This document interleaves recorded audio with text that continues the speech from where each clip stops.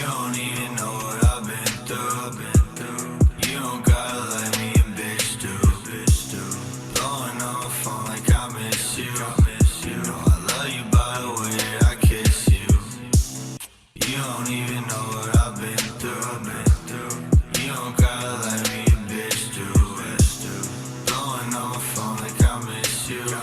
You know I love you by the way that I kiss you. Leave me to bleed. I know I got you on your knees, but something keeps on telling me.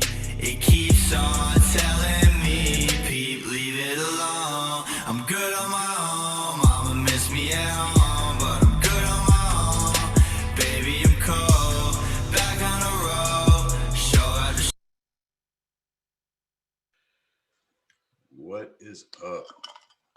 Okay, so we have a couple people that are trying to turn their cameras on. I think Will is one of them.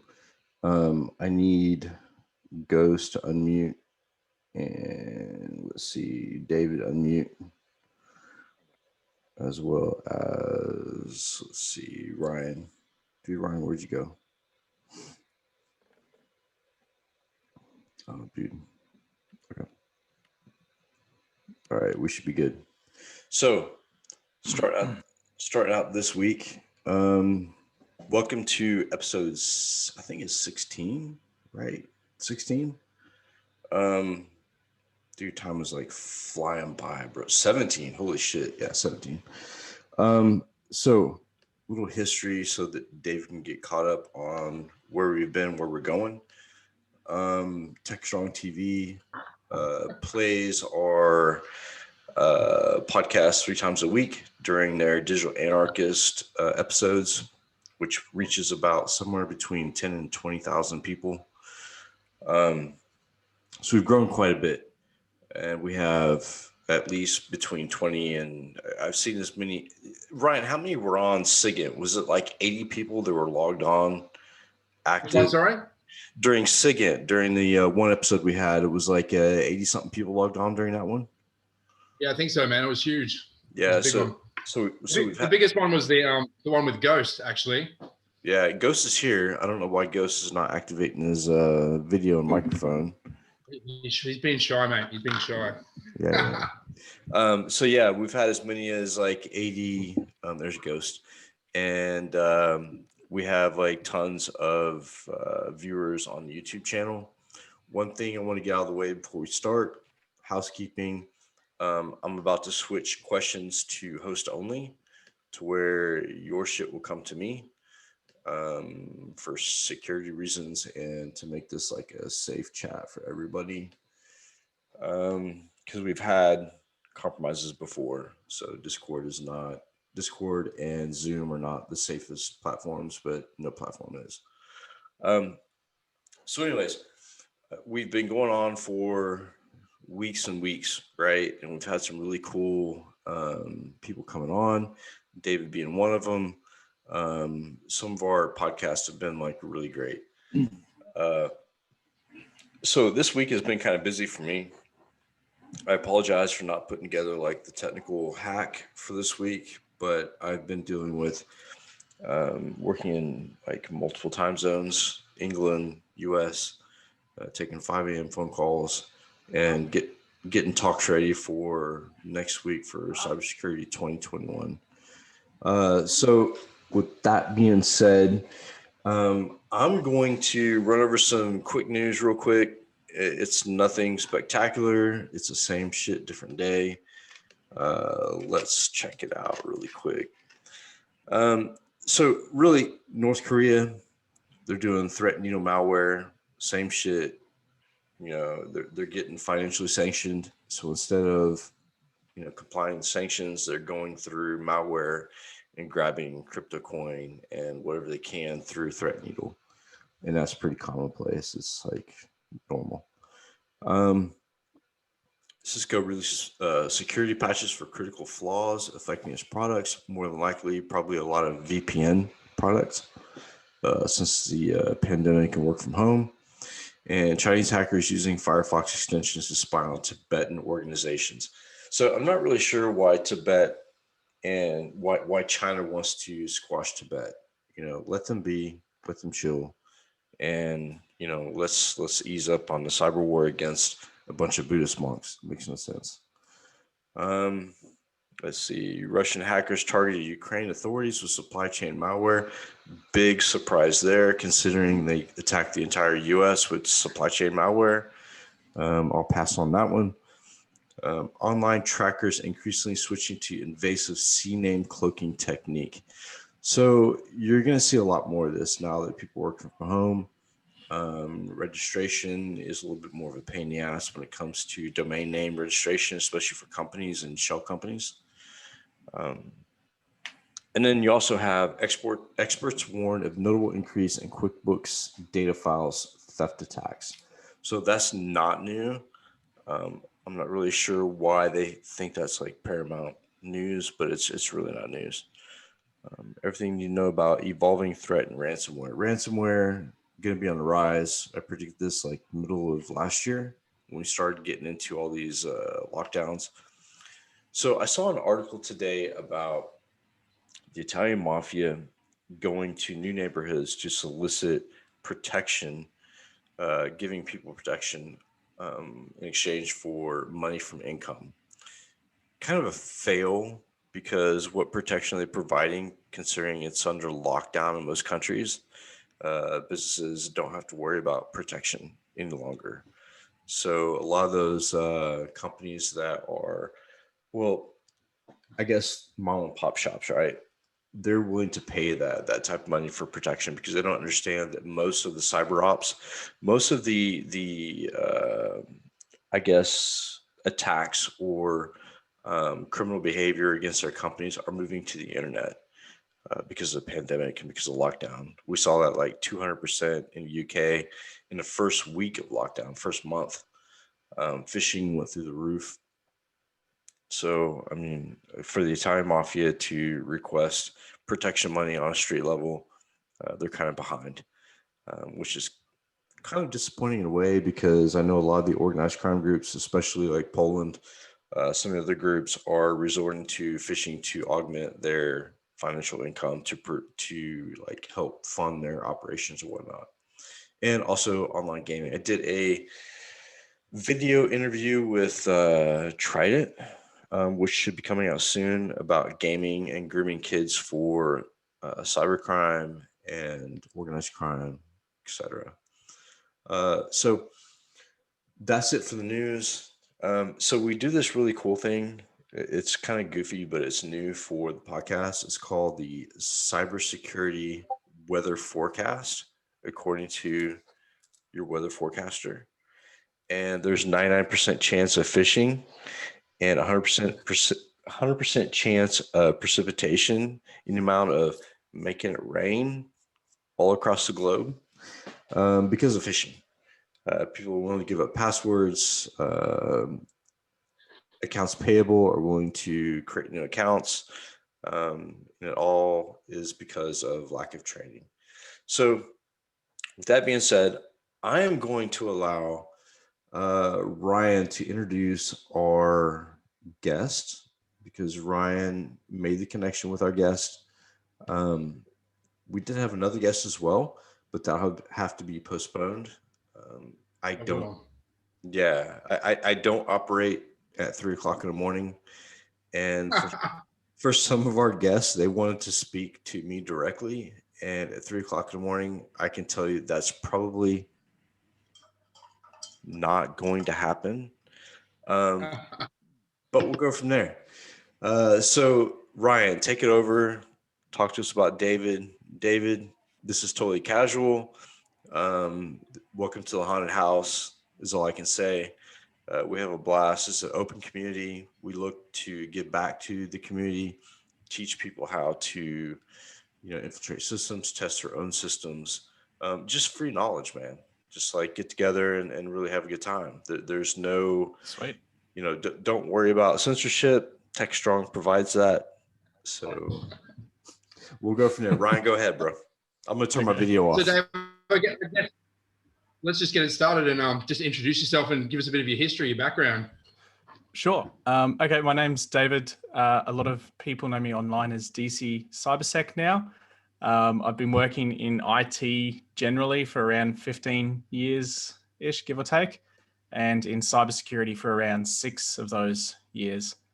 I have a YouTube channel called DC Cybersec, where I try and teach people about what the daily life or the general feel and flow and thing is of cybersecurity on your day-to-day basis. So I try and stay away from things like tutorials because there's 1,000 other people who can definitely do that better than me.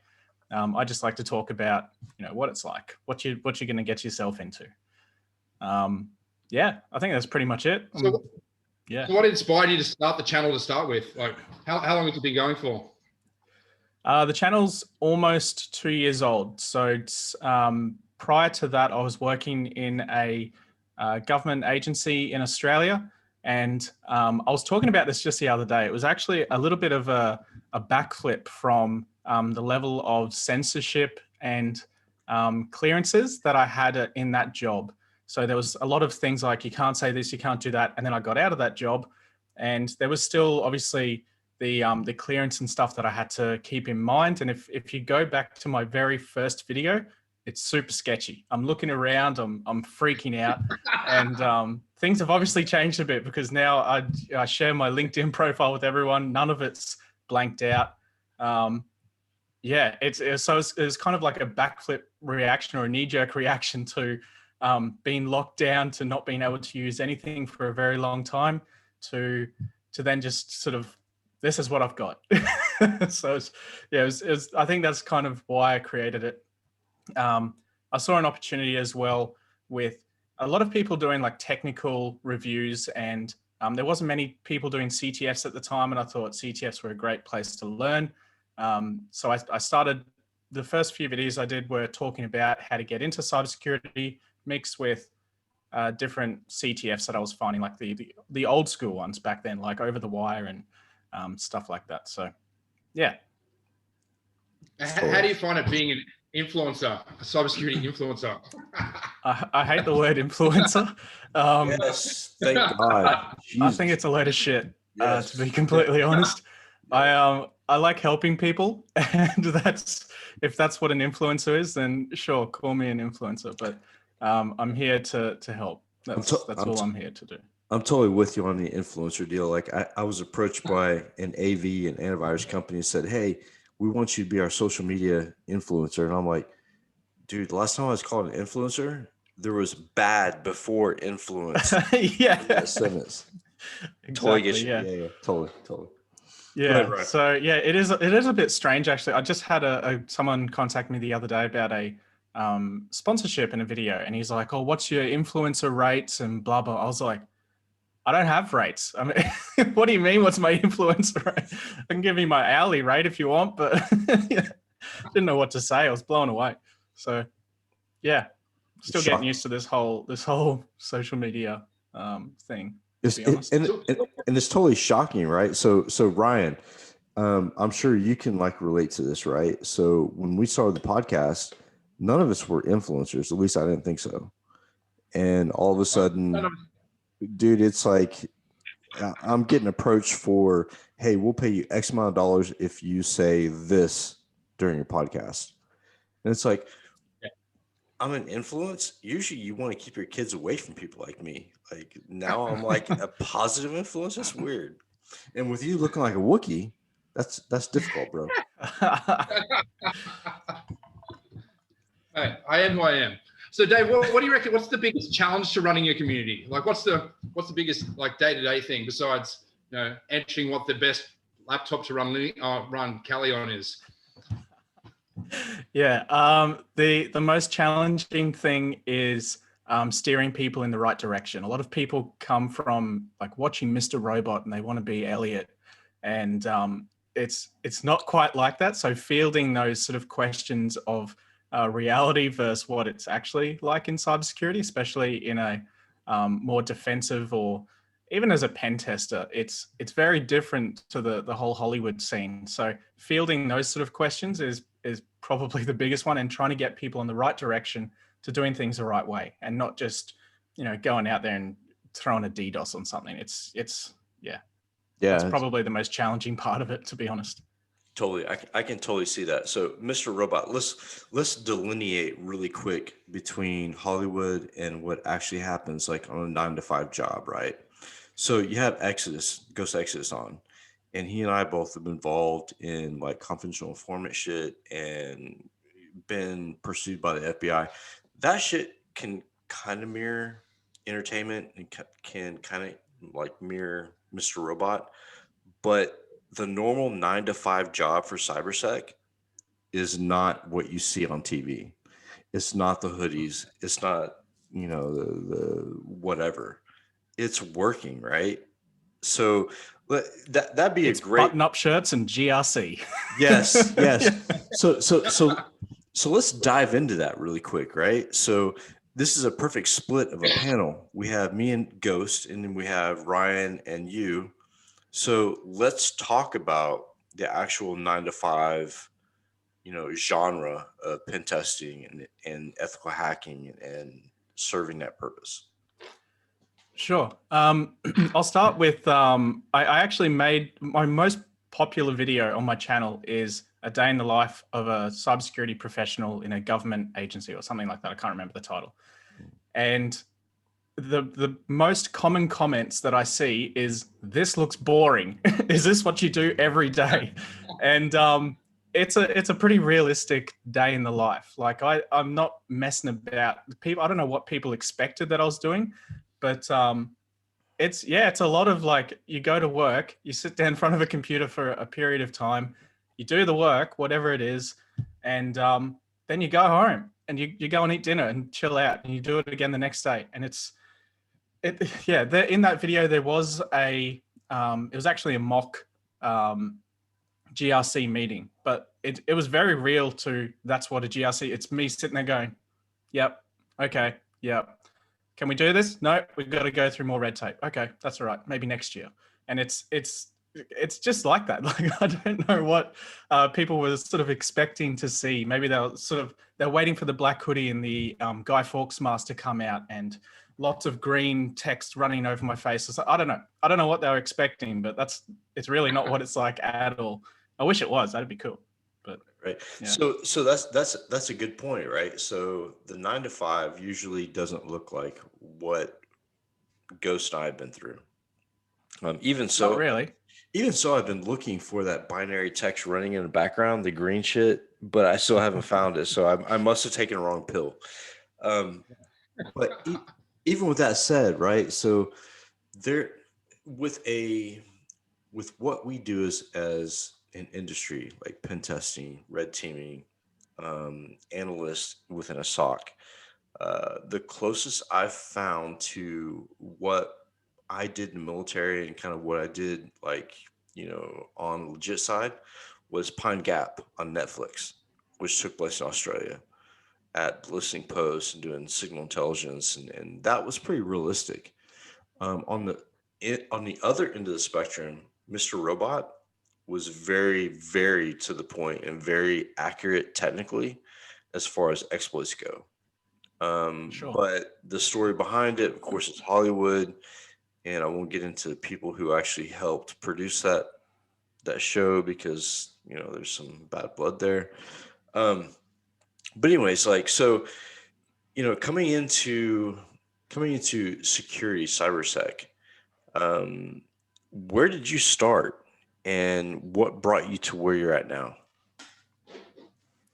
I was working for another government agency at the time. They had a position for a network security engineer. So not quite cybersecurity, but I guess this is sort of like the way in for me. So before that, I was doing network engineering. So all the Cisco stuff, basically.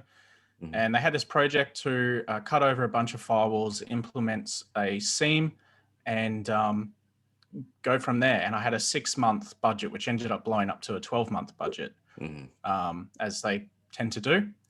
And so that was sort of the introduction. So I went in there in my interview. The reason I got the job is because they had a guest Wi-Fi. So naturally, waiting for my interview, jump on the Wi-Fi, do a couple little scans, see what I can see. I noticed that the networks weren't segregated at all. So I had full access on their guest network to their company files, which I thought was a massive, massive problem, especially because there's a bus stop right out the front. It's in the middle of the city, that place. And literally anyone could jump on that network. And that organization deals with, how do I say it without giving too much away? The legal documents for lawyers in the entire state that I'm in. So they're all about the compliance for lawyers as well as law cases against lawyers, to find out which lawyers are good and which ones are shit, basically. So for that sort of information to be publicly accessible from not even inside the building, you can get on the Wi-Fi at the front. Massive problem. Yeah. So I brought it up. It was the first thing I said in the interview. They're like, "Hey, David," no, I'm like, "Your Wi-Fi's open." Before they even, I was like, "Your Wi-Fi's open, guys. I don't know what's wrong with you." So quick question from the guest Wi-Fi. I'm assuming it's like lobby level or maybe even like enterprise level guest Wi-Fi. So once you get to the guest Wi-Fi, if you do like a VLAN hop, right, VoIP hopper into the data network, exactly what I did. Yeah. So they had separated it out by VLANs, but there was no client isolation. Did you use VoIP hopper? I didn't know. Oh, okay. -1. 1 point taken away. No, I was on my phone. That works too. Yeah. That works too. Yeah. So like that's pretty commonplace, right? So most of these companies that have vendors coming in have a guest network, set up your demo, whatever. Do you see that as being pretty widely spread within Australia? Because I know in the US, like especially in oil and gas, they all want to have this like dog and pony show where they put on like, these slide demonstrations and, product demonstrations, but they do it on the guest Wi-Fi. And I'm sitting there watching the guest Wi-Fi while I'm on the corporate data LAN and bouncing back and forth within a couple seconds, and latency is like 0. So do you see that a lot when you come to like? It's becoming less and less common. I think people like network engineers are becoming a little bit more clued up to that. Maybe the Wi-Fi is your first point of vulnerability, but it was back then. That was like 5-6 years ago. It was fairly common. So tell me how you came into contact with the Haunted Hacker. I know Ryan had a good bit to do with that. We have a following in Australia that I'll never understand as long as I live, but I attribute that to Ryan and his, go-getter attitude. So tell us about how you ran into our platform and our community. Through Ryan, basically. So I talk with Ryan every now and then. I think he came to me from my YouTube channel. I'm not sure, but we've been talking on Discord for a little while, and he's in the Discord server that I have, and we chat on there every now and then. So basically through that, every time someone talks to me, I have a little bit of a look into what they do, and Ryan's social media presence, especially on LinkedIn, is pretty massive. So it's not too hard to find any sort of information on what he's up to, essentially, without sounding creepy. It's not like I was stalking you or anything. I just wanted to have a look around. It's pretty likely, actually, right? So we started this movement. I guess like October 31st was the first podcast. Halloween night was the first podcast, and we spread to 3 different countries in a matter of months. But I think what is attracting people to the movement and to the podcast is that, we want to like spread knowledge, right? Free knowledge. We're not here to charge people. We have a Discord, we're here to provide. And I think from what I've gathered and what I've analyzed and what I've seen so far, that's kind of what you're up to, right? So tell me what you're up to on your side of the pond. So I work for myself, so that pays my bills, essentially. Anything else is essentially a hobby. YouTube is a hobby. It's designed to help people to get into the industry and to get to learn what it's like in real time. So Yeah. And Yeah, to be, that's the short end of it, really. Yeah. yeah. What kind of success rate have you had? Like a lot of people have been hired through your channel, like through the jobs listings you've got on there. Like you've got a pretty high hit rate. Yeah. Yeah. I'd say the success rate of me getting people jobs is around 75 to 85%, Yep. mainly because they trust my opinion. So a lot of the local companies that I to or have worked for previously, there was a sort of long period in between those 15 years where I was bunny hopping jobs every 10 to 12 months because they were either the challenge had dried up. So whatever I was brought in originally to do could either be automated or was just becoming boring. And I'm one of those people who does get pretty bored, which is the whole reason I started this business on my own, is because I can just keep doing different jobs. Yeah. So that works for me. But being stuck in one job for 12 months is a struggle for me. It's 18 months, almost impossible. 2 years plus, never going to happen. It just doesn't work. total nightmare. But working, Yeah. it's terrible. Yeah, it really is the haunted hacker, literally. So working in those different places, I was able to, I guess, put down my skills and I guess personality.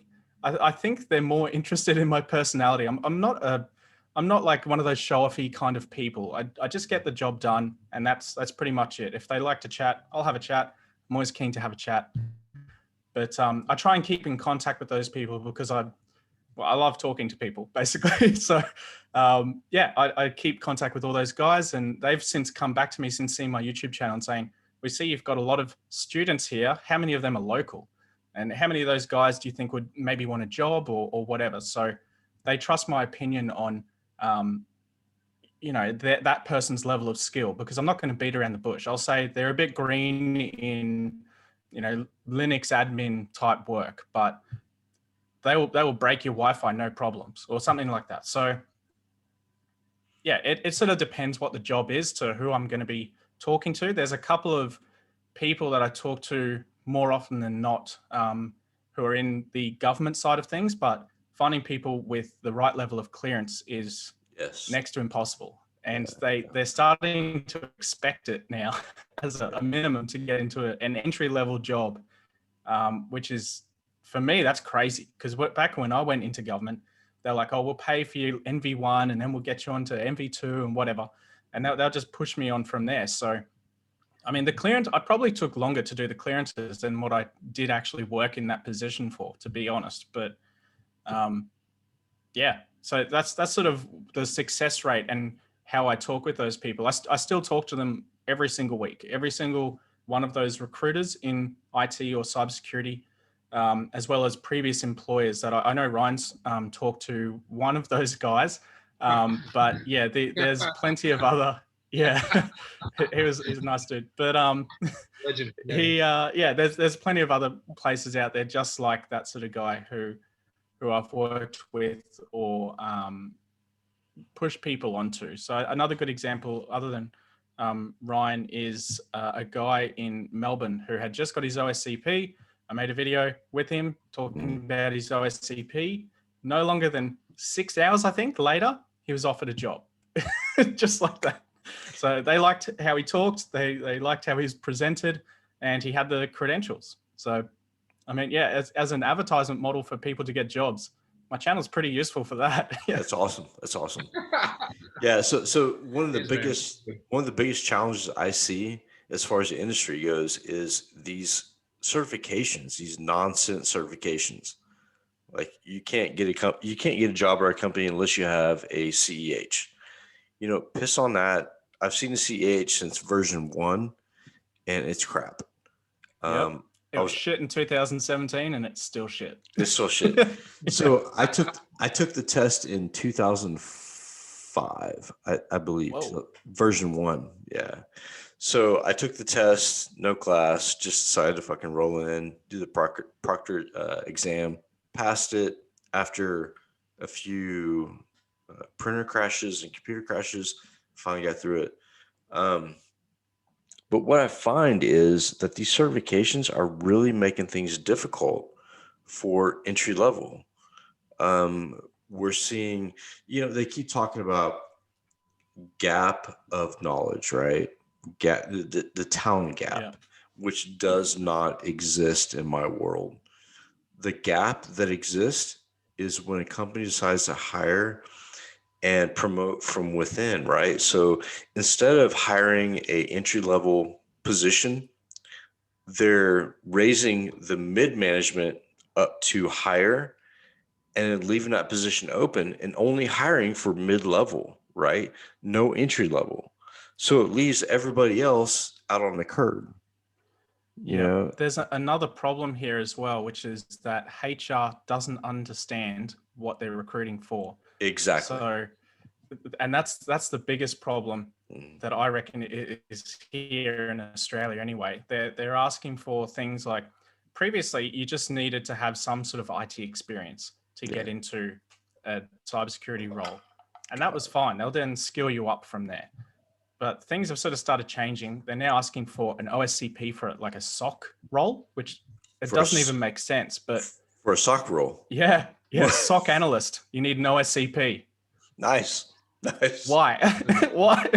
What do you need an OSCP for doing SOC? But anyway, I mean, like maybe like the Splunk Essentials, the free one, that would be more useful. But anyway, that's my opinion. And then now not just an OSCP, but they require NV1 clearance, or at least a baseline clearance with the government if you want to work in a government agency, which is no one has that. So then that means they're only employing internally, bringing people up. That's the way it is globally. And we've been unless you know someone who can get you into the job. Yeah. And that's really hard. So we've been fighting that globally for probably since I got out of the military. And the one thing I fought against was I had a top secret security clearance with an SCI polygraph, which meant that I had counter intel, had lifestyle, SCI, compartmentalized information. But even that was not good enough for some of the levels that they wanted. I got turned down with a PV1 clearance, which is pretty much the highest one you can get here. I went after that government job. I still had my clearances. I was still valid. Went to another, it was a private industry, but they were doing subcontracting for different defense government agencies. And to get that job, they required PV1, which I had, but they said I didn't have enough experience. I was like, what do you mean? I mean, I was able to get the PV1. So what's, what else do I need? Exactly. And that's the whole point, right? So the US, the UK, we all want people to join our companies, but we want them to have this level of clearance plus experience. It doesn't happen. And you're not going to pay somebody, $40K for a clearance, 10 years of experience, and street creds. That alone is over 100K. I don't care if you're dealing in pounds or US dollars. That's over 100K. Oh yeah, those clearances don't come cheap either. There's even MV1 starts at around 30,000 Australian. Yeah. So, and to get it, you need to be sponsored by a government agency as well. Yes. So it's literally impossible. Yeah. And we've seen that here, right? So I came from a clearance background. Of course, I made some bad choices and made some bad mistakes, and I'm probably not employable by the government forever. But even if I was, I would only qualify for middle management. What about the people who are trying to get into cybersecurity and trying to defeat that lack of talent, right? They're pretty much shit out of luck. Yeah, I mean, and that's global. When I hear people say, "Oh, we have a shortage of talent," no, we have a shortage of HR departments who actually know what the fuck they're doing, and that's bottom line. Period. Yep. And here on this podcast, we don't hold punches. Like it is what it is, and I'm just gonna say it. It's bullshit. Shortage of talent, never. I just did a talk with Westminster University earlier this week for their students and alumni, and there's no lack there at all. There's just a lack of companies who are willing to open up entry level to take a risk for these new people coming in. But it's going to get to a point where guys like me, guys like you, guys like Chris Roberts, other guys, when you call upon us, we're going to be like, yo, have you actually talked to the people who want jobs in those entry level positions? Have you talked to people who can help you in this time of crisis? No. You reach out to us because we're the de facto. Doesn't work that way. Yeah, So that's it. I I'm glad had 3 job offers this week for exactly, and I literally said the exact same thing that you just said. I was like, have you looked at these local universities? Because yes. I had a talk with a couple of local universities earlier in the week, and there's a lot of skilled guys there. Yes. Lots of guys and girls who are, Mhm. they're probably better at the job than I am. Why don't you get them? Yeah. And they're Exactly. hungry. They're super hungry for it. They will learn so fast. Why get me? I'm an old dog. Just forget about me. Get someone else. Super hungry and clean backgrounds. Right. Exactly. Well, So yeah, that's the other kicker. Yeah. you're not going to get me or you for the money you're asking for. And you're definitely not going to get Ghost and you're not going to get Ryan for entry level bullshit. You know, look at the universities, pull from that pool of people. And that's why I started the Inside the Mind of a Hacker, like speaking tour, was to get to these universities and talk to these people and get them rolling, right? Get them interested in what we're doing so they can jump on board. But the industry, for some reason, the industry seems so hellbound on bringing people with no experience, no clearance, and trying to make them, fit a mold for 5 years experience. It doesn't happen. You know, I didn't look. I actually had a company say, "Hey, look, I want you to teach our entry level analysts everything you know." Dude, I don't have 20 years to teach your people or my people. If I had 20 years, I own my own company and we would be doing pen tests globally. Like it didn't happen that way. So that's actually a good segue onto uh, owning a company in cybersecurity and working for someone else as well, I think. Lay it down. All right. There was a question from Will saying, what do you think the main benefits are to owning a business rather than being an employee? And initially, I would have said the freedom of time, but that quickly disappears. that's something that you sort of you lose that after a couple of months, or once you get a few solid clients in, that sort of disappears. I work all the time now. Yeah. So that benefit doesn't exist anymore, unfortunately. But I guess the major benefit is you can do things your way. So being able to write a report the way you like a report and making it a little bit more personal rather than the standard OSCP course that then gives you that report at the end that everyone uses on their pen tests. It's a good report for sure, but it's ugly. And being able to present something like that to just think of the people you're talking to and giving these reports to, they don't understand anything that's on that piece of paper. So if you give it to, just imagine you're writing a report for your mum or dad to understand, or maybe your brother or sister or whatever. That's sort of how I approach these reports. And being able to do it in that way, I found much more success than writing something super technical, because chances are they're not going to understand. You just put a disclaimer at the end saying if you want technical details on each thing that's been done, like the really gory technical details, I'll give them to you. But in most cases, I reckon 99% of the time, no one cares. They're just like, it doesn't matter as long as it's protected. So yeah, that's sort of to answer that question. But to talk about owning a business and doing that instead of working for someone else, the main reason for me was, like I said earlier, working in the same job for longer periods of time is for me quite tricky. But to have a business that's going to be successful, you do need to have that base knowledge as well. So it's sort of a chicken and egg type situation where it would be great to start a business when you're 16, 17 in cybersecurity as a pen tester, but being able to sell yourself is going to be tricky because you don't have too much credentials to promote yourself.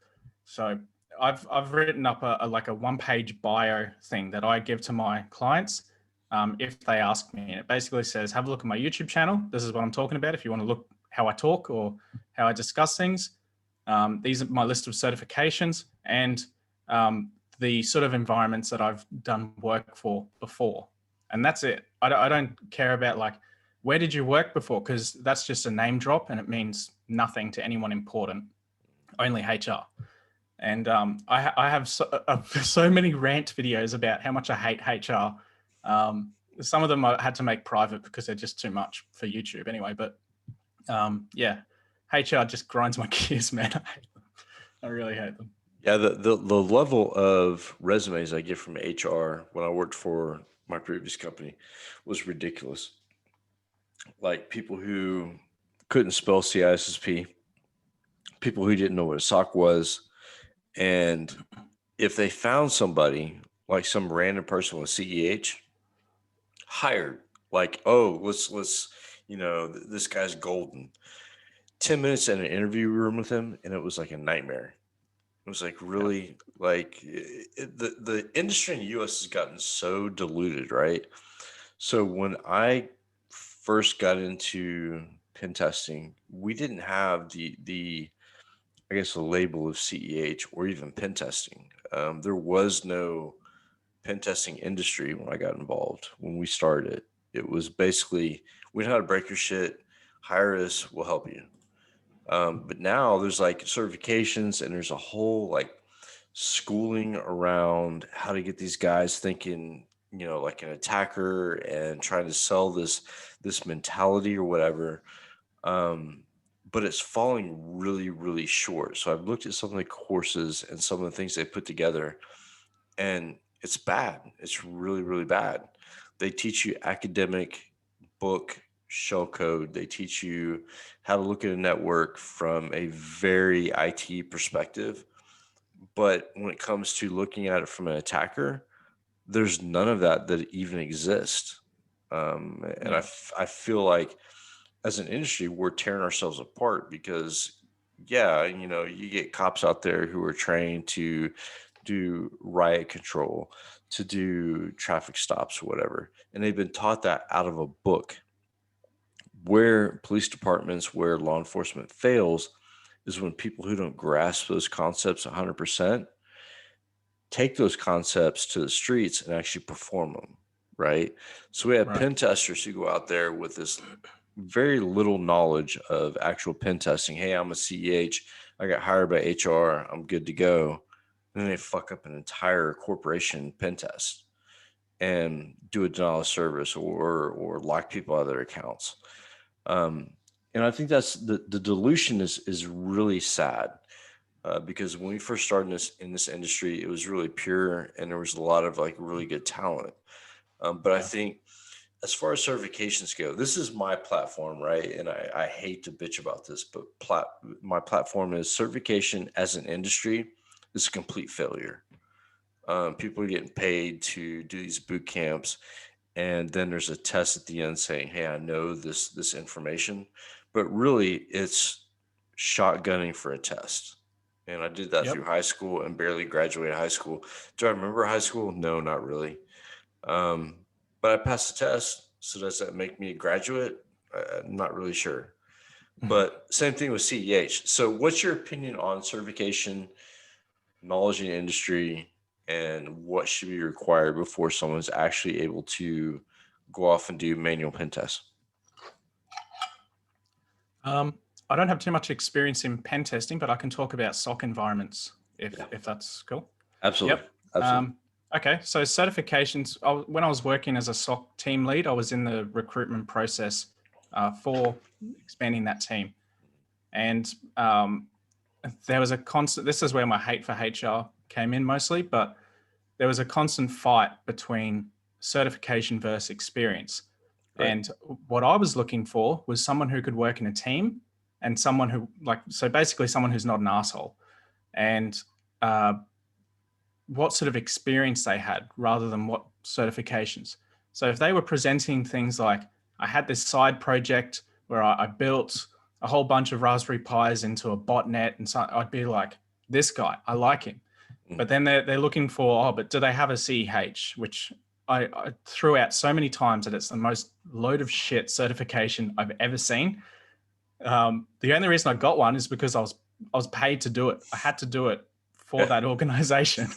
I didn't want to do it, but I've got it. So yay for me. But it's there was a constant battle there between certification versus experience, and I was always looking for experience, either professionally or project.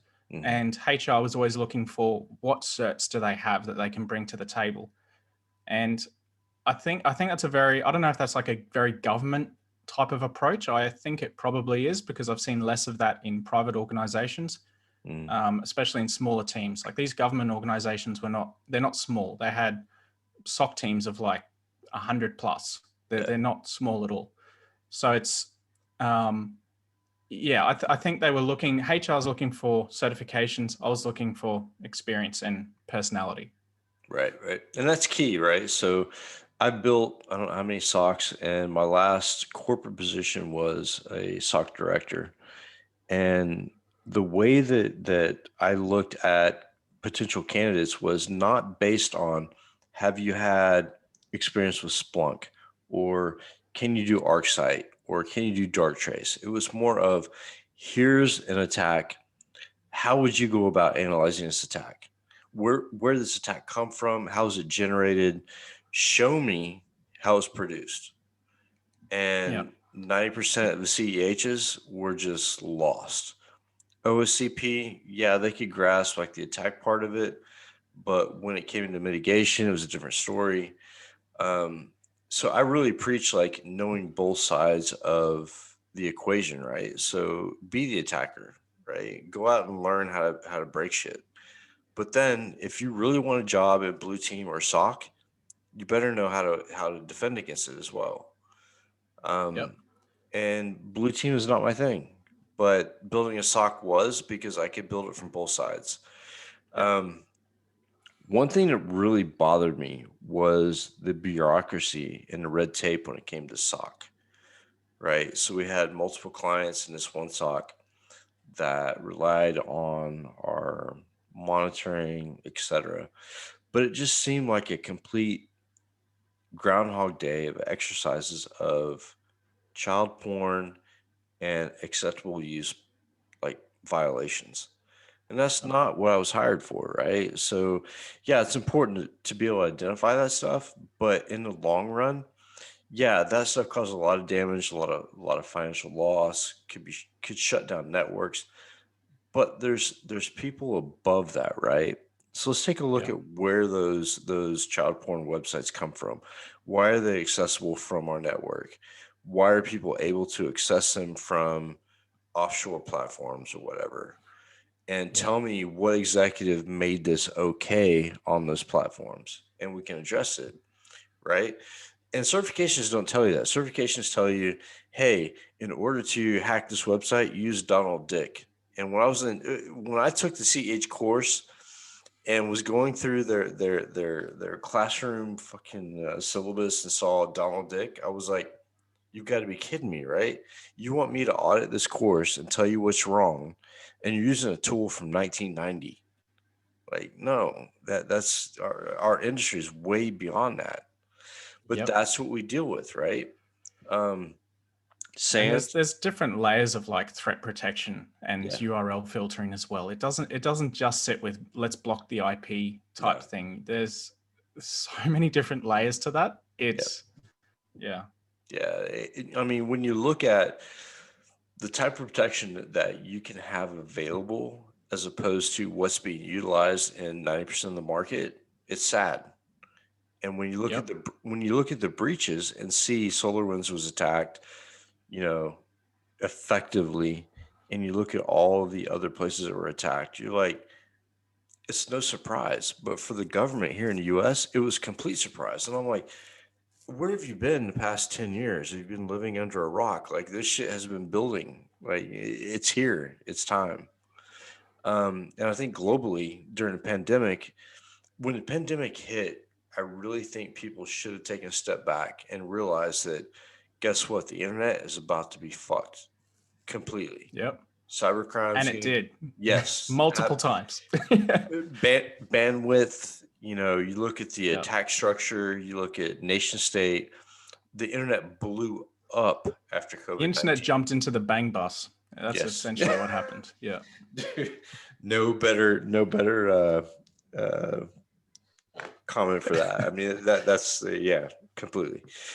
So when you look at what's going on now and people trying to like catch up and the vaccination and people trying to steal like information about the vaccination, it's an info war right across the internet. Yep. And unfortunately, US, UK, everybody's is failing at that because that's not our primary mode of, I guess, puffing our chest. Ours is more kinetic, let's show you bombs, let's show you missiles, while you completely destroy our infrastructure with the internet. Yep. And that's going to go on for a while, right? In the economy, anytime the global economy is bad from pandemic, people have to make money, and whether it's through your network or your consumers, we're going to find a way to make money. Yeah. And And this is kind of goes back to that mafia point of view that you were saying before, which is that the frontier of crime is no longer in the streets with guns. no, It's on the internet with information. And it has been for a while. It's just now in the last year, with the pandemic and everything blowing up, that is where you get attacked. Yeah. And it's the proof is there. Look at how the phishing stats. 200% Yeah. within the first month. 200%. Exactly, yeah. And it grew from there. Like it didn't stop at 200. It didn't sort of flatline at 200. It kept going, and it will continue to keep going for a very long time. And when people start realizing that that's how you're going to need to start protecting your environments, that's when things will happen. But saying that, I have had a lot of companies asking me for pen tests, but including phishing in there. Yeah. And not only that, but also in there where their data center is or whatever, to do a physical pen test on those environments as well, because there's less people guarding it, because there's less people around, basically, like physical people there. So they are looking at the security of that. And if, maybe there's some guy in a van out the front, who knows? So that there has been an increase in that as well. But I'd say phishing has been the number one thing this year for me. Yeah, absolutely. I've done pen tests for domain registrars for different companies, but if you need help, if you get a pen test for, like a legit, like regular pen test, let me know. Yeah, we usually sign people up on quarterly pen tests. Yeah. We do one big one at the start and say, this is what's wrong and this is how long it's going to take for us to protect it. If you want us to, otherwise you can get your own team to do it. But usually they're just like, just do it. Yeah. So we focused, I guess, the past year on post-pandemic struggles within IT, and have identified several like key processes that have failed in all corporations.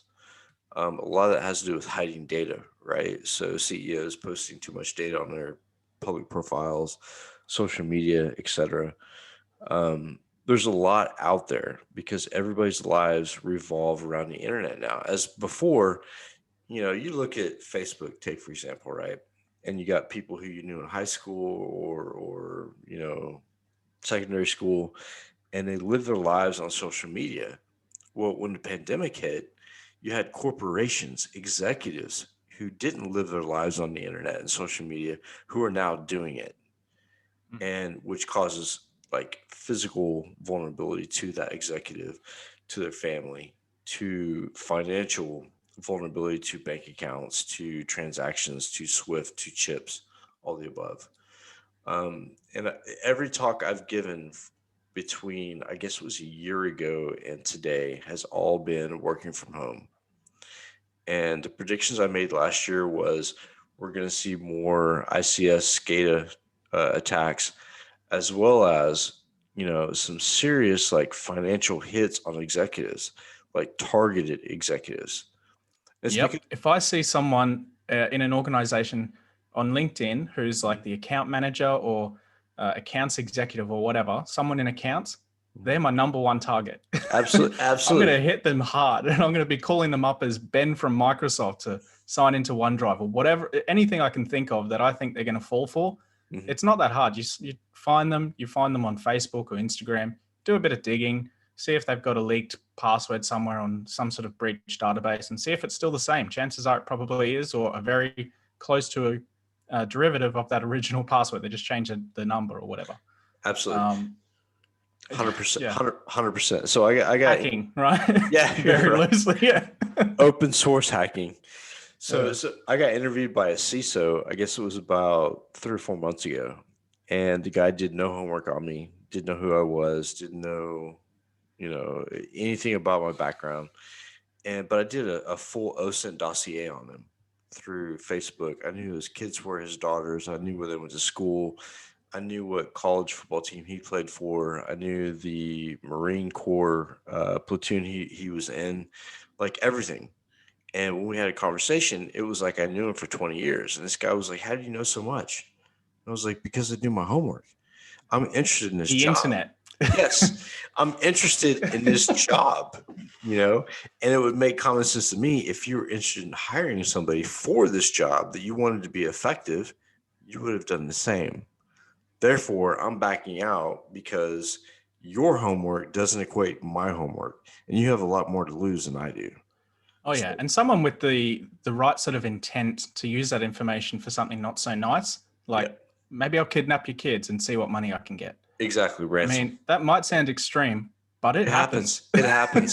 That shit happens. It happens daily, as a matter of Oh, fact. yeah. So I was working for a intelligence company in Dallas, and part of our portfolio was identifying people who had taken kids for ransom from executives and finding a way to get them back through teams on the ground as well as intel. So it happens. It's not what you see in the movies. What people don't understand is life imitates art and art imitates life. So what you see in the movies to a variation, to a degree, happens in real life. And what Sure. you see happening in real life happens in the movies. I mean, it's vice versa, right? My life has not been a Disney feature film for Disney ice capades on ice, but it's been more like a nightmare. ETA Ghost can equate to that, and some other people I know that have gone through similar serious situations that life imitates art and art imitates life. But as an industry, we want the mystique. We want the people that were involved in these psychological thrillers, but we don't want the responsibility of having them as a threat to our company. So they pull us in as assets and use us where they want and then burn us, and that's it. And that's another thing that's going to do a disservice to the industry, right? So there's a lot of us who have backgrounds who we probably wouldn't qualify for a security clearance anymore, but we know a lot more than maybe Lockheed Martin or Pro Systems or any company that creates malware. But they're fearful, right? They won't pull us in unless there's like a serious nation state breach. And by then it's too late. It's really too late. Yeah. I mean, we saw it with SolarWinds, right? If they would have hired some of us to come in and say, "Hey, look, your shit's fucked, and this is how," they probably could have deterred away from that situation. I dare say someone did tell them. Yeah. I'm sure there was someone skilled enough in there saying, your shit's fucked and you need someone to fix it. And they were like, low priority. We're more focused about making money and pushing sales. Yeah. Let's focus on that, and we'll cover the security later. And I only say that because that's usually what happens in a massive corporate environment like SolarWinds. 100% truth, right? So even without SolarWinds, right? So the critical infrastructure, the power grid, the water supply is all being engineered off NT systems, like really archaic shit. Yep. And gas lines as well. Yeah, and nobody wants to protect them because it would take a huge undertaking plus financial burden to fix it. But in the meantime, they're calling me saying, "Hey, can we get a comment about how the water system in Florida was compromised?" And I'm like, "Well, how long of a statement do I need to make?" Because it's really easy. It's like a 10-sentence, like a 10-second statement. The shit is fucked because you don't care and you don't want to put money towards it. Period. It's not a priority because it costs money. There's no ROI. And it's not cheap either. Yeah, there's no ROI. And that's been my biggest platform for probably about the past 20 years is that, companies and corporations want to spend money on cybersecurity, but the board of investors, there's no ROI. they don't see the return on investment. They see this quarter we weren't compromised. But the real value comes when they are compromised and they're like, oh, well, shit, it only took us like a day to get back up. We only lost like, 1 mil, right? That's a big win for most big corporations. But if they don't invest in cybersecurity, that 1 mil becomes like 50 mil. And that one Yeah. week becomes like a year. So, I mean, that's where we're heading as a culture, as civilization right now. I have seen some changes here in Australia where um, if you do have a data breach, you do have to report it and you can get fined by the government for not having a secure environment. So there is an initiative there to push these companies into securing their environments, I think that's a good direction to take. And I have an example of this the other day. I think it was Monday morning. It's like 5 a.m. or something. And a guy who I had organized to do a pen test for starting Thursday called me up and he said, we've had a data breach. I was like, well, at least you made the call, because he made the call last year to have this pen test done. And it is a government organization, so it takes a while to get these things approved. Right. And it went through all the approval. It was scheduled for Thursday, all good. Monday morning comes around, we've been breached. I need you to help. Step in right now and get this stuff done. I'm like, bro, I can't just like drop everything. Well, I've got other people to look after here. So anyway, I helped out as much as I could and did some forensic work on following the breadcrumbs and all the rest of it. But it's just that, because his main concern was they needed to contain the breach to keep under the threshold for being fined, because the fine is hefty. It's not a small, it's lots of money. So yeah, in the US, they're more willing to pay the fine than they are to put together the defense mechanism, which is really sad. I mean, because really the people who pay the ultimate price are the consumers. Yep. But in the US, and also your name, if you worked for that organization in the SOC and you go to another job and they say, oh, wait, weren't you part of that data breach not long ago? And you're like, no. I mean, come on, we were doing what we could. Yeah, we had our hands tied, man. So yeah, that happens as well. Yeah, I've been in that position before where I had a company that had gotten breached through the accounts payable. I put together a complete report showing how they were forwarding emails out to a third party and people were interjecting themselves in the email strings. And their reaction was, if the board hears about this, we'll lose our jobs. So I'm not reporting it. And I was like, look, you have my report. It's in your hands. If you decide not to report it, that's not me. So, I mean, there's a lot of CYA that shouldn't go on that goes on, especially in the US. So with that being said, Will and Ghost, do you have any questions for David? There's a couple in the chat. Pen testing versus red team engagements. What's your preference and why? If you've ever done red teaming, SOC analyst versus pen testing. We need to be looking for passion and bringing ideas to life. I like the comment about passion. I definitely look at passion. That's what I was talking about with personality, is that person with the right frame of mind to get into a job. But pen testing versus red team. The only pen testing I've ever done is in my current contract that I'm doing as a cloud network pen tester, which is a little bit different to your normal pen test. It's not like web app pen testing. It's more like you have a look at a Meraki or a Unify or something like one of those cloud network technologies and try and find the vulnerabilities in that. The other type of pen testing that I do is in Azure environments primarily. So on that cloud thing as well, trying to harden Azure. So versus red team, which I love doing, but there's not that much around of it, especially at the moment with all the lockdown and stuff. It's become less of a priority compared to different types of cloud technologies that more and more people are using. So red team is fun.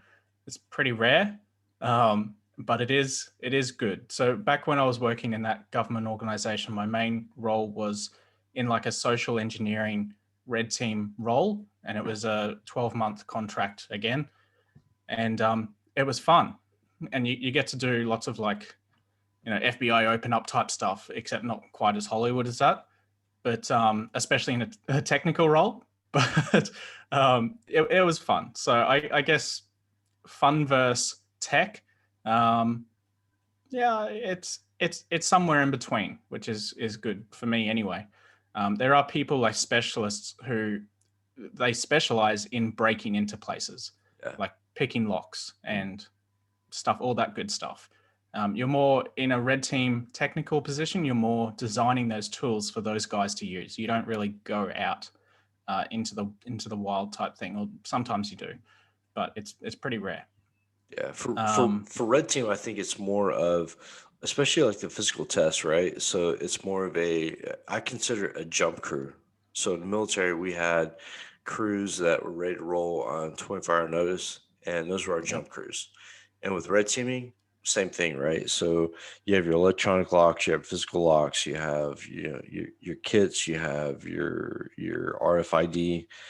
It's really the same assessment over and over again, but that's our jump team. With what you're doing is more like, ad hoc red team, where you bring in a red team to test a certain technology, and move on. Yeah. But yeah, with military red team, it's way different than what most people see in corporate. Yep. And even And in they separate it out a lot as well. So I was more on a surveillance side of things. So if that's where the social engineering bit comes in, where you do have to talk to people to get information to give to the rest of the surveillance team to work out how to move from there, and then someone else does the actual moving.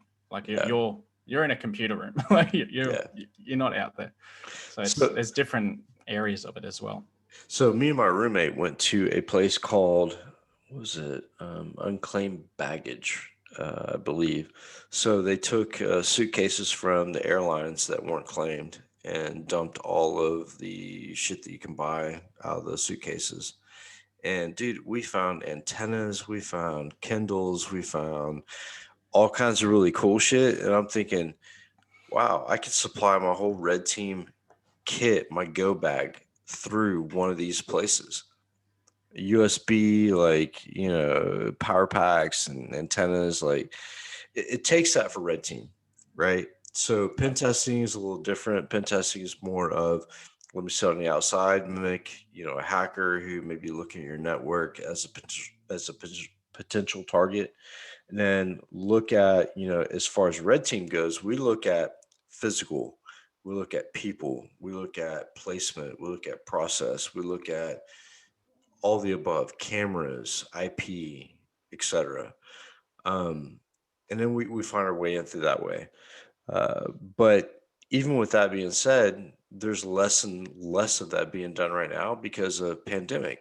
People think, oh, we're in a pandemic. We don't need a red team assessment because streets are closed down.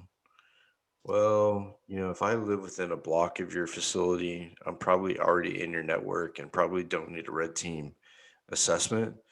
But if you're a company listening to the podcast right now and you have any, like, if you're a medium business, you can't afford not to get a red team assessment during the pandemic because the threat scape has changed, the attack methodology has changed, the tools that we use have changed. It's not the same red team assessment you got a year ago. So maybe take a look at that. Wayne had a message. Hi, David. When it comes to talent, raw skill, are you finding people's ambition is getting a little ahead of their real skill, i.e., their perception? Actual skills are quite different. I'm curious if this is a part of your current problem. I mean this respectively. So I'll let you answer this, David, and then I'll answer it as well because I have my own take on it. The short answer is yes. Ambition is definitely outweighing the level of skill. But saying that, that's not so much a bad thing. That's where I feel people are just hungry for the job. And I don't think ambition is a bad thing at all. In fact, I think it's a great thing. But sometimes you do need to get in check. And sometimes those interviews that you go to, depending on who you're talking to, like once you get past HR and they're rubbish, and you talk to someone technical, they'll lay it down on you how much skill you really have. And usually in an interview, they'll say, look, I'm sorry, you're too green. You're not suited for this thing. But sometimes they say, oh, look, you might be better suited for this. Or maybe with, if you focus on these sort of projects that you've been looking at a little bit more, you think they're great, and they are, but put a bit more detail into it and we'll give you the job, something like that. So it kind of goes hand in hand with good and bad, where ambition can outweigh your skill, but I don't think it's a bad thing overall. I think ambition's great. No, I look at it as something really positive. yeah, ambition is fantastic. The way that I get around, well, I shouldn't say get around, but the way that I prove candidates is create a vulnerable lab, right? So I have like a virtual network with vulnerable images hosted on that network, and give them a half a day to exploit whatever they can, write the report, and then present the report in a an obtainable manner where I can consume it as like a C level. To me, that's most important, right? So I don't look at, can you match a CVE to an exploit? I want to see how you look at the network, how creative you are, the way you address that network, and then how you communicate the issues afterwards, like post work. Show me what you know. Show me how you got through, and let's talk about it. Let's Yeah. be creative. Let's address the issues. I don't think a lot of companies do that. They look for certifications and say, okay, great. Now we're going to have you shadow another group of people while they're actually working, and you're not going to do anything but shadow and just watch. And to me, that's a complete waste of talent, right? That happens a lot. Yeah. Yeah. So let's test these people, get them with a senior tester, get them out on a job, and get them involved, because that's what people need. They need real shit to get involved with. Um, OSCP is great. Vuln Hub's great. Rapid7 and their tool, Nexpose and Vuln Hub and all this stuff is fantastic. But unless you give these people a chance to actually put their knowledge to test, all that's for nothing. Um, and I've spent probably a good part of 20 years building my reputation and just showing people that, hey, I can do beginner and I can do advanced cryptography. What do you need? Show me what your needs are. I know what I can do. What are your needs? And I know a lot of people new in the industry probably don't have that level of, let's go to task. But it's important to know that that occurs behind the scenes. Will is fairly new into our world. So, Will, what questions do you have for David as far as what you do now, um, as opposed to what he's done and what his background is? You're mute. All right, hold on. I'll just go. He had another question earlier about SOC analyst versus pen testing. Yeah, They are fairly different roles to each other, but they do encompass bits of each other's jobs as well. So someone who's defending an environment in a SOC analyst role should probably know a little bit about how to attack it as well, because they sort of go hand in hand. But at the same time, a pen tester needs to know how someone's going to defend an environment to be able to look for those vulnerabilities. So they're fairly similar in that respect, but the day-to-day job is quite different. way different. So SOC analysts, when you sit behind, let's say Darktrace at the most advanced level, can get very monotonous sitting there watching alerts or things pop up on the screen that really make no sense or haven't been truly correlated. And even with some of the new tools coming out, right? The buzzwords AI, machine learning, a lot of it's nonsense. And the CISOs are expecting this like AI level analysis when the tool actually doesn't do true AI. So the analysts are left to compensate for the lack of trust with the tool and what's been advertised as what the tool can actually do, and the production of an actual report to a client that shows that AI. And that's where my pain comes from, this whole AI, ML buzzword. Is it going to take over the industry? That's probably question number 2 on the list of questions I get. Yeah, absolutely. And the answer to that question I usually give is the concern shouldn't be should it take over the industry, rather than will the bad guys get a copy of this AI Bayes algorithm in their inbox and learn how to create their own malware based on Bayes algorithm and prediction of behavior analysis? If so, you're fucked, because your analyst can't protect against the very low level MS Blaster that's been around for 20 years. So, I mean, it goes back to how far you want to really get involved and how much of a difference you truly want to make, right? So you have companies out there trying to make a quick buck. They're getting into cybersecurity. It's a great fucking industry for making money. But to be effective at it, it takes knowledge. It takes people with experience. It takes a tool that not only has the buzzwords, but can produce on those buzzwords. Don't tell me you're AI and then pass up an exploit on port 8080 of PowerShell. But it doesn't fly. Yeah. So totally. That's true. So Ghost, coming from our background, we have a unique background. Put your earpiece in. So what would your questions be to David as far as where we come from and where the industry's going, and what SOCs are trying to do, et cetera, et cetera? One of the things that I really wanted to touch base on was the whole dialogue concerning the issue of the certification, because this is something that I struggled with in the past. I was one of the lucky ones who ended up being hired by an ISP in Dallas without a certification. That will probably never happen again.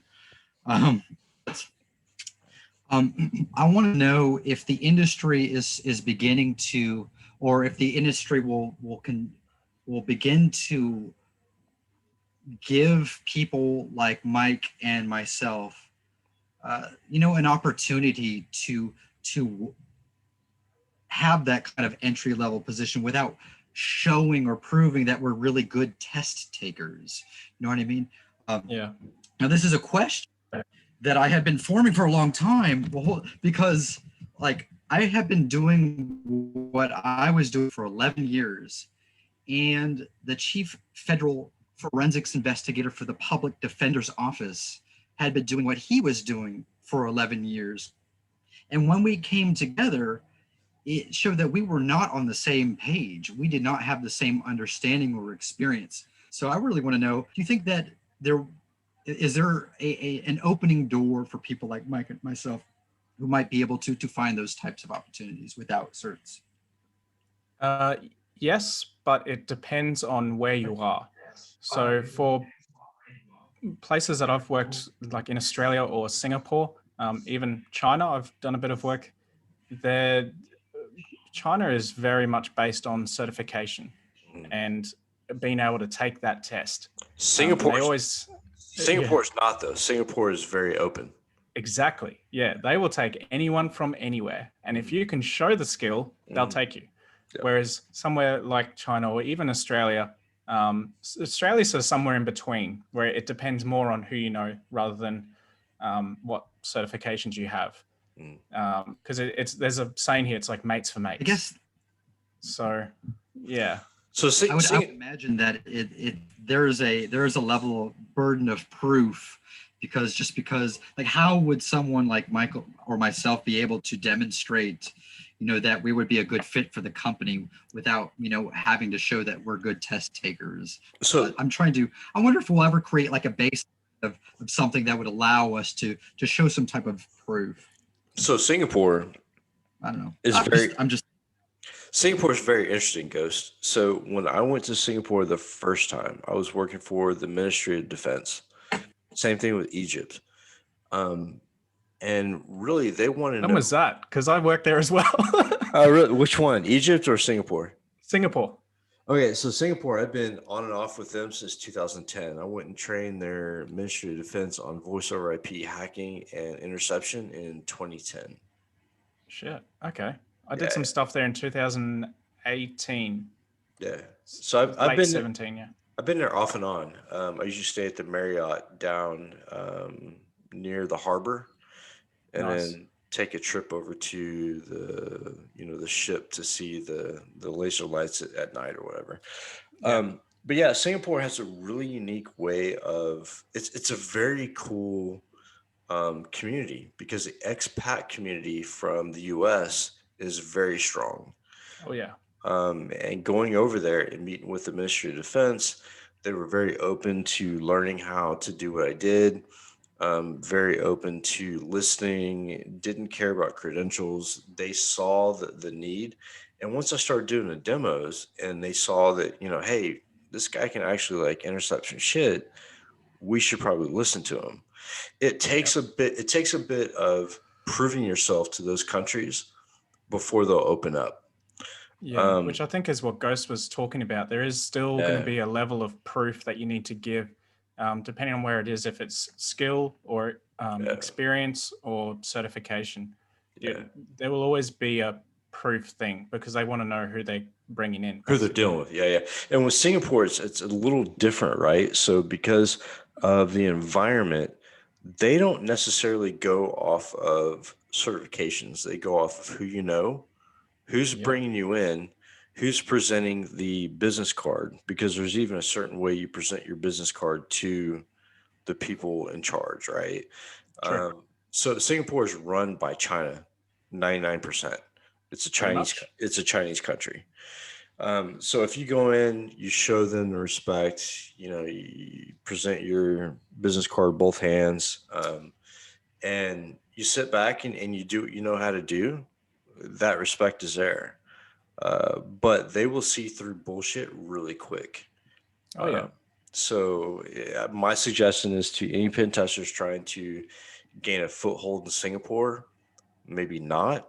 Maybe look at Japan, some other places before you go, running into Singapore trying to get attention because Singapore they'll put you through the gauntlet. And that's what I like to call it as a gauntlet. They want to see what you can do, how you do it, and they want full explanation because when I was brought in, they were wanting to learn how to hack voice over IP so they could monitor their citizens, right? Because back then they didn't have control over voice over IP. It was big, but they lost the ability to gain that access. They And do so now. yeah, well, yeah. Yeah. I spent a good amount of time sitting with them and showing them, how to intercept voice over IP, how to defeat ACLs, how to defeat 802.1x. Um, Their surveillance in the international airport as well is out of control. It's yes, amazing. their It's airport, scarily good. their airport, what's it called? Jingi Airport. Yeah, Changi. Yeah, Changi Airport is like by far the most archaic when it comes to bathrooms because there's just a hole in the floor. But when it comes Yeah. to tech, is way above. Like you could go to any U.S. airport, and Changi has more security controls than any U.S. airport. But a hole in the floor for a bathroom. Yeah, squat toilets is Yeah, definitely a thing in that part of the world, yeah, but for sure. But they're takes a on bit of top of getting it. used to. Yeah, yeah. I think I've been going there off and on since 2010.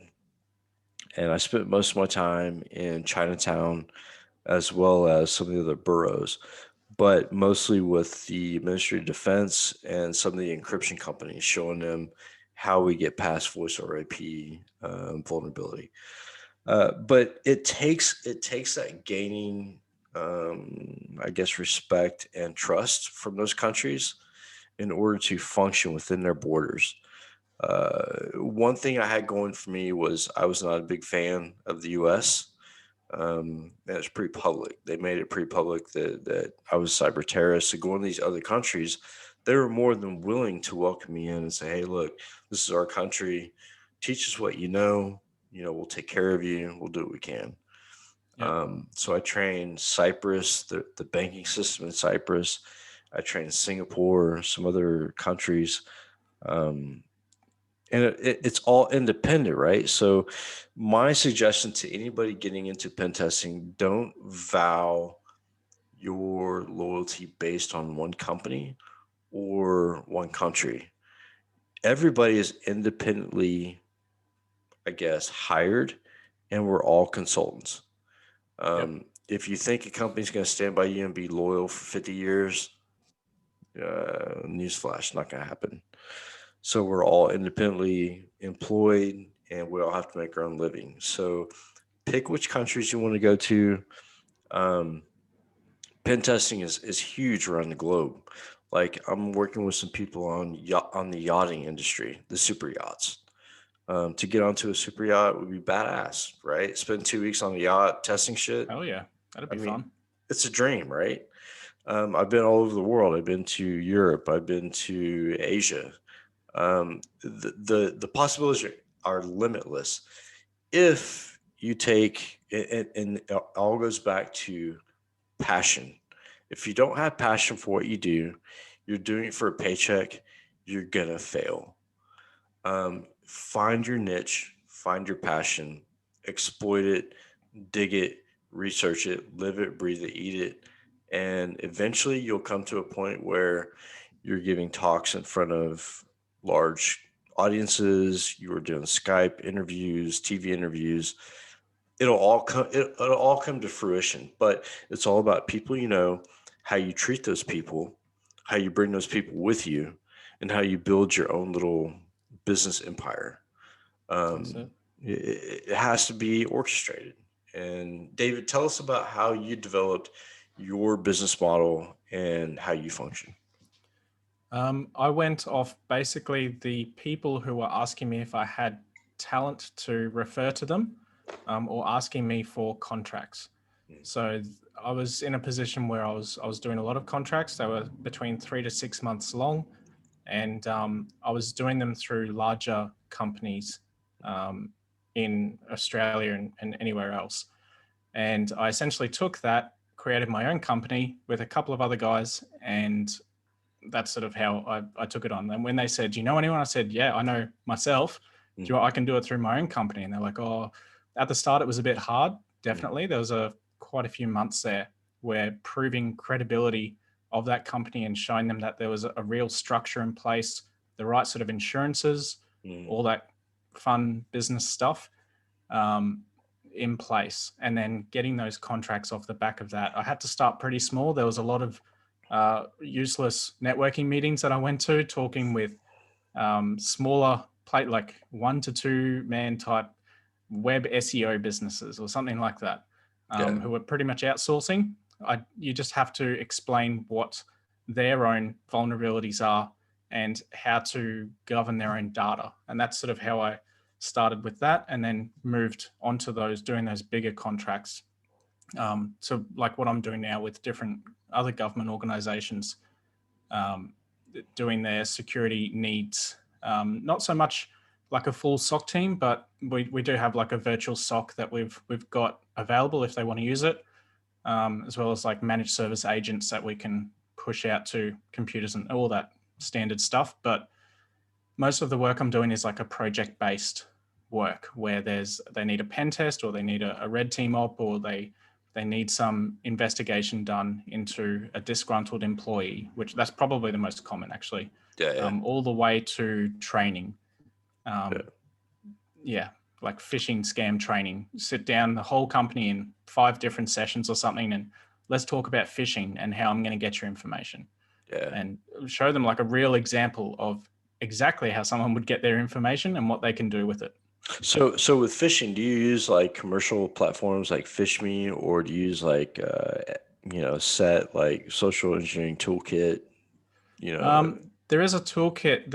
It's basically GoFish with a bunch of custom scripts built in to look for a couple of extra little things that I know are pretty predominant in Australian market anyway. yeah. So it's essentially just like that.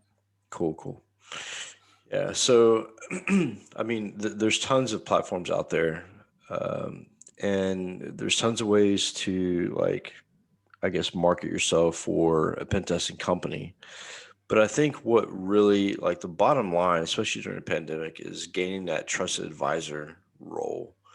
And sometimes that takes, proposing this huge pen testing scope and actually only producing like 10% of it just to gain that trust Yeah. to move on to the next level.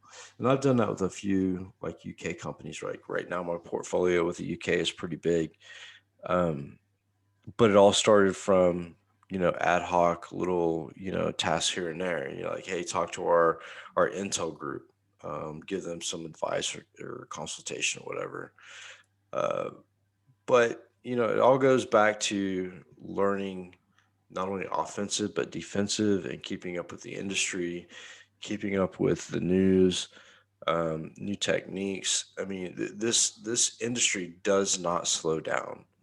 No, it There's a only accelerates really, and that's where AI or automation will come into play. yeah. It's sort of What built in a way to automate, not so much take someone's job. Although there is automations that can take people's jobs, it's usually the more menial tasks that are Yeah. automated out by AI.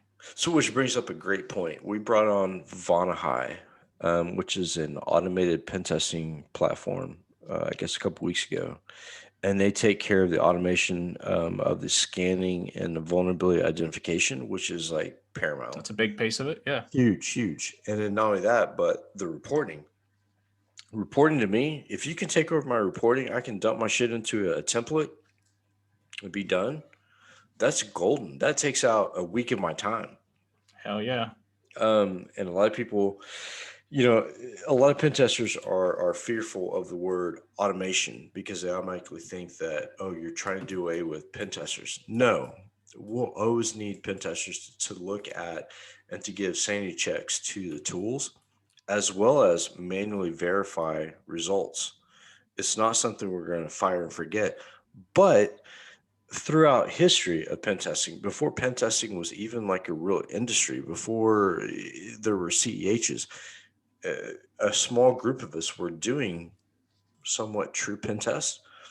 And we didn't have all the automation. We didn't have the templates to drop, data into and screenshots and make it like a streamlined process to where a report over, a huge net block will only take us 1 week. We were doing reports that were lasting 2 or 3 weeks at a time. So the industry as a whole has come a long way. But I think the real division that we're going to see from here on out is the people who come from school with CEHs and diluting the industry with nonsense. How many of those people are going to be left standing operating the tools? How many of those people are going to be left in the industry with, not so technical jobs? And I think I have a huge fear that that's going to be a lot. Yeah, I reckon because so. I'd agree with you. I wouldn't trust a DoD network with someone who has a CEH. And with the U.S. right now, the qualifications to become a DoD contractor in cybersecurity requires two things: a CEH, the ability to get a clearance on a secret level, which is only fingerprinting and no felony charges. And I want to say that require one other certification, whether it be Security Plus or whatever. So when you look at that requirement as opposed to the level of threat against a country like the U.S., that is so subpar. We're going to put those people on the front lines of APT attacks. So incidents like solar winds, you might as well leave the window open because solar winds can become solar hurricane. It's not going to slow down. That's it. So It's but in here it's more like Security Plus and OSCP now. But getting a clearance, with a history, you can still get a clearance. Depends what level of clearance you need, but I mean, we're all convicts anyway. So, they're not too caught up on that, depending on what it is, of course. But I mean, if you wanted to work in like the police, I can't remember what they're called now, but if you have some sort of felony around cyber espionage and you want to get into their SOC team, probably not going to happen. That's a shame too, because those guys with that cyber espionage They're background, probably the ones you really want. Yeah, they're the gold mine, right? So, exactly. you know, if you can maintain control of them and their behavior and maintain, you know, what expectations are involved with that operation, dude, those are huge assets. But when you burn those assets and say, look, we don't want you because you have a background, guess who they're going to go to? They're going to go to cybercrime. And do you really want a CEH defending your network against somebody who is a former black hat who knows how to get past that? Probably not. So why not Hope spend the so. extra, probably, you know, spend the extra money, gain that trust, find a way to formulate a legal contract that will bind them to all sorts of shit so they behave in a certain way. But those are the people you want. You don't want You can somebody. as an external contract. Like if you were to work Yep. for yourself, or if I had a background in espionage or something, Mhm. I think that would probably work in my favor now. Yeah. But I don't. I've always been on the true blue good side of things. But if I did have a history, it'd probably work better for me, to be honest. It Because people would be like, he knows what he's doing. I mean, he got caught, which is not great, but he's obviously got the skill. Right. And that to me is a more lucrative side of business. But the more important side to me is being able to give back, right? So I've been able to take my history and put that aside and jump in with kids who are going in the wrong direction and help them like straighten their path and do the right thing. Yeah. And then I've jumped on companies as a board member trying to advise them to look at this direction as opposed to hiring these people. You know, let's look at bringing in real talent and proven talent. You know, it's a bigger risk, but the payoff is much larger as opposed to bringing in somebody from a security plus background. Sure. And I think that's the task that we run globally. I mean, I've spoken with the guy from Catch Me If You Can. What the hell is that guy's name? Frank something or other. I spoke with Frank him. Abagnale. Yes, Abigail. I spoke with him twice during the Future of Cybersecurity Europe conferences. And he's been with the agency 44 years, does great things for the FBI, helps them in creating algorithms. I mean, fantastic, right? So if you can find hackers that are that willing to work with law enforcement, government, dude, it's a gold mine. But the Yeah. problem with the US is when you turn your back against the US, they're done. Like Wow. they've made me a complete zero. I was locked in the UK for 2 years, no way to get back. Um, but what was funny is the UK and European governments were willing to listen to what I had to say and willing to put me to work to help them secure their networks and to help their kids. The Yeah. US, there's no room for that. They just want to put you in prison and forget that you That's exist. crazy. Yeah. I mean, the prison system over there is a money making system as well. So It's there a is that to it as yeah. well. Yeah, it's a But private system. Private yeah, system. Yeah. I know in Australia, ASIO does recruitment through Twitter a Hmm. lot Hmm. for black hats. That Hmm. it's like one of their target markets for new recruits is all these black hats, and that's kind of cool, I guess. But or even people who maybe consider themselves or don't know if they're black, gray, or white, or purple, or whatever, Right. they sort of point towards those sort of people who have an interest and maybe don't want to follow the rules so much, because that point of view is pretty vital, especially in this industry. Right. Right. And it takes that member who doesn't want to go by the rules to figure out how to break those rules. You bring somebody from college or from, you know, a boot camp and say, hey, look, you know, we've got this technology, a SCADA system. How do you want to go about hacking it? And That's it. most And the only reason I know those sort of things is because of experience. But if I was to jump into it again, when I first started, I was I was in that line, right? I knew how to do things and how to get it done, but it Mhm. was more of a it's like more of a test Yeah. in a college exam, which is perfectly fine for me. But for someone who's thinking outside of the box, they would have done so much better. Oh yeah, yeah, and For sure. patience too, right? So Yeah. usually a pen test we're given like what 2 weeks, 1 week for testing, 1 week for reporting, Yep. and I have to explain to them in the report, hey, look, this is what we found, but this is a very small window. Given the amount of patience and the value of the target, that time frame may change, and the amount of work put into it may change as well. Sure. Just depends on the target. So we had a couple other questions. How important is it for your security people to be able to speak the language of CISO and CTOs, the key decision makers in organizations? So the way we break down teams, we have like a red team lead who organizes and orchestrates. They're basically like the composer of the red team. They make sure everything works on a time schedule, maintenance windows, sign-offs from law enforcement, etc. That's great. But then after the testing, we usually have one person who's really good at speaking the data to a CISO to an executive level so they can digest it. And then we have That's where I come in usually. Yes. That's my job. and someone who can speak to IT as well, to communicate that and get that work in motion. But really, what's most important is like David's role speaking to CISOs and CTOs. I was that CISO and I was that CTO.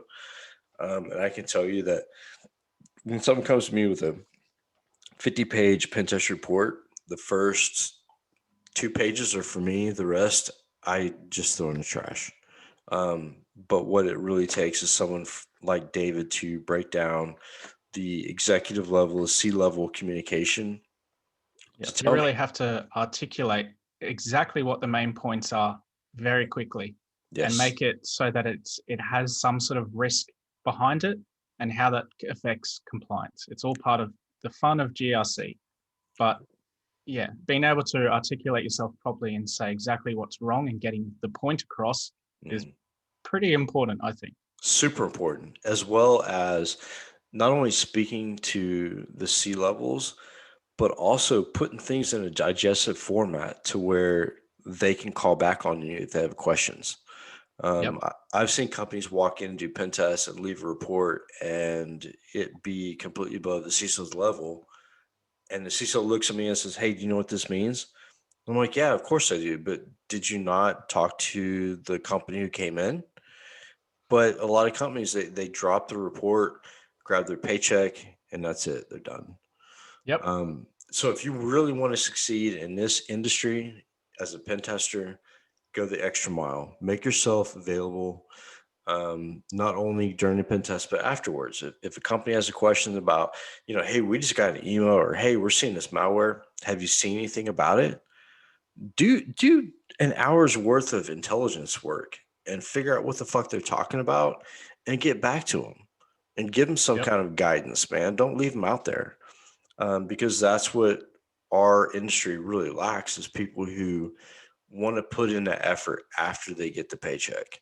Like, That's it. And instead of just having a report, like an audit report there, 50 mhm, million pages, whatever, put it at the beginning, the action plan.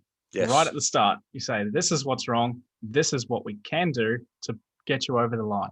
yep, And they'll appreciate, they won't read the rest. They're not going to read it anyway. yeah. So It's all can of it's, fodder, right? yeah, exactly. It's just rubbish. Well, it's not right. Like it's very important, but they're not going to read it is my They point. they So, know that there's 100 machines out there that are being accessed through Telnet. They're not stupid. mhm. They don't necessarily want to know that their baby's ugly, but that's our job.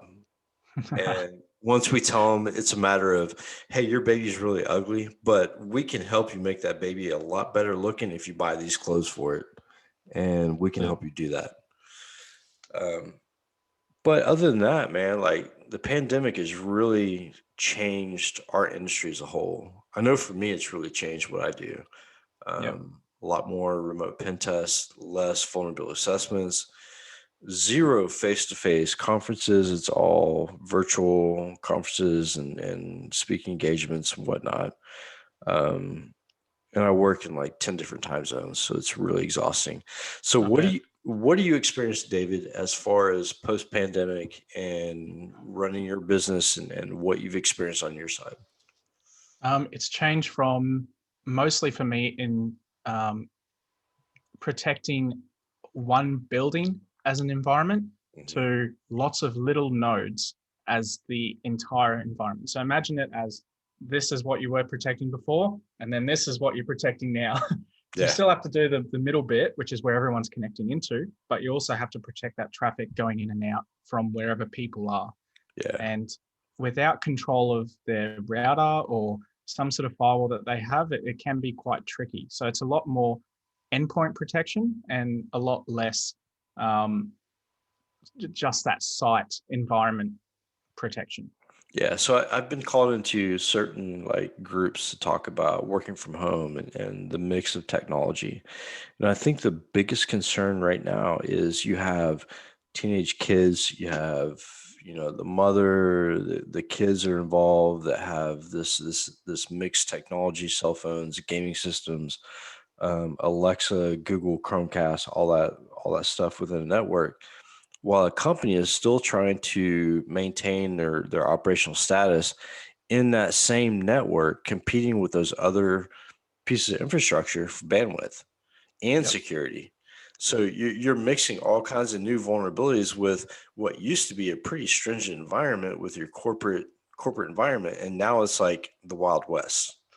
A good example of that is the governments here, especially the local governments, like council level governments, they didn't supply their remote staff with computers or devices to use. Wow. I know. So people are jumping on their kids' computers or their home laptop or whatever, or having to go out and buy another one.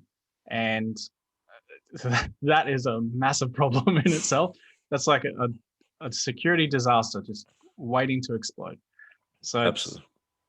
there's a lot of that going on. And that was like pretty much every council in Australia. I don't know how many councils there are, but there's lots. Yeah, and we there's had lots of users connecting in on those environments. So it's just a disaster. For sure. Most of the talks I get involved in the past couple months has been working from home. And people were like concerned about, well, I'm on VPN, so I should be secure. And I'm like, yeah, you would be secure had you not had your son's Xbox on the same network and your daughter's cell phone on Snapchat and Instagram and, the Wi-Fi without a password. All that would be great if you were only worrying about that VPN connection. Absolutely. But in my prediction last year, but like middle of lockdown in the UK, was we're going to see a lot more attacks against VPN infrastructure, ICS environments, and stuff like that. And so far, 100%, VPN has been like the big target to find vulnerabilities. And if you can infiltrate a VPN connection, you own the company and the employee. So, I mean, organized crime is all about it. Nation states, all about it. We're going to find vulnerabilities. It's also a lot easier to you don't have to crack a VPN. You can phish someone much easier, especially when they're working from home, because they'll take that phone call. Oh yeah, and yeah, absolutely. And with like services like Spoof Card, right? So you can spoof your phone number and call in and say, "Hey, look, we're the FBI. There's been some kind of issue on your network. You're gonna have to open up this port. Let me take control of this or whatever." And the second they see FBI on caller ID, guess what? They're giving me control. Oh yeah. And it's happening all over the world. I've seen it in multiple places. And what's sad is that they're hitting the people that have probably the most money and probably the most vulnerable, the older people, and just taking full advantage. And there's nobody they can turn to because there's no public service announcements. There's no announcements from the UK or from the US saying, "Hey, look, this is what we're seeing on a cyber level. Please look out for this specific stuff. And here's the list, and here's how it's worded. Here's what the emails look like." I have not yet seen one announcement from the government saying, "Hey, look out for this activity." Nothing. It's always, yeah, we're entering into a new uncharted territory, and cybersecurity is a big deal, and we just got hacked through SolarWinds, but stand by. What does that tell the people? The people are like, "Oh, we're all fucked, and guess what? you let them in, so we're just gonna wait for you to like close the door." So Ah, dear. Yeah. it's bad. And I hate to spread like all the doom and gloom, but I'm always called upon when it comes to doing like these like predictions for the next year on The where I doom and see gloom is what keeps us employed. Microsoft is what keeps me employed. And Microsoft environments in Australia, like Azure and 365 over here, is I'd say at least 90% of For sure. organizations' infrastructure. For sure. At And least then, 90%. and then they took SolarWinds and tried to say, oh, well, we were the ones primarily targeted for SolarWinds. No, you're just like the most prolific technology that happens to be global. Yep. Yeah, we're gonna target your shit, but guess what? We don't really care about your stuff. We care about threat intel. We care about DOJ. We care about government agencies. We care about infrastructure. We don't care about Microsoft. Fuck Microsoft. Microsoft's been around forever. You're just a Yep. conduit and a taxi cab for our attacks. That's the way it's That's always been. So, with that being said, any more questions for David? David, if you have any questions for me or for the community, fire away. I wanted to take this time before we get off of here to thank you for taking your time out of your schedule to jump online with us. I know I owe you a hoodie. I've been super swamped. I've been Hell super. yeah. We'll I've do a been- swap. I'll give you a DC CyberSec hoodie and I'll take a Haunted Hacker one. How about this? You bring me on your show, and I'll get you a coffee cup and a hoodie. Shit. Okay, deal. You got a deal. Cool. Yeah, so I mean, it's been ridiculous. I've had so many conferences and stuff to answer to you for the past month or so, but things are slowing down a little bit and getting under control, and I've got my staff like helping me out or whatever, which is really important during post-pandemic. If you're a public speaker, you better find somebody to help you because you're going to be inundated with requests. Questions for David before we close out? Yeah, and I was kind of like disappointed with. So I look at it this way: when someone invites me to be on a podcast, I'm all about it, whether it be 6 a.m. in the morning or 10 o'clock at night. I'm all for it. We did have